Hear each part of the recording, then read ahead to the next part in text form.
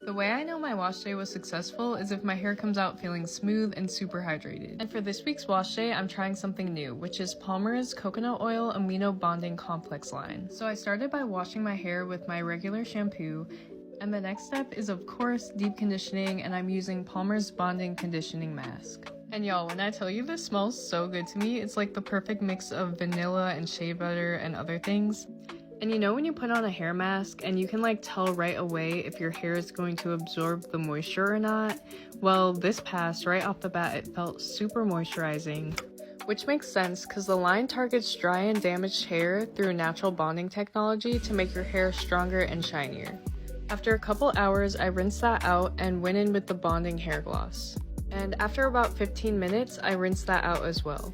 Next, I used the bonding leave-in treatment, and I put a generous amount of this on my hair just because I like to use a lot of leave-in. Then used what's honestly probably my new favorite oil, which is the Palmer's Bonding Healing Oil. Most oils I use, I feel like they're just sitting on top of my hair strands and not really doing anything, but this did not feel like that. It felt super moisturizing and also smells great. So what I've learned is Palmer's is not only a great skincare brand, their hair care is also amazing and affordable.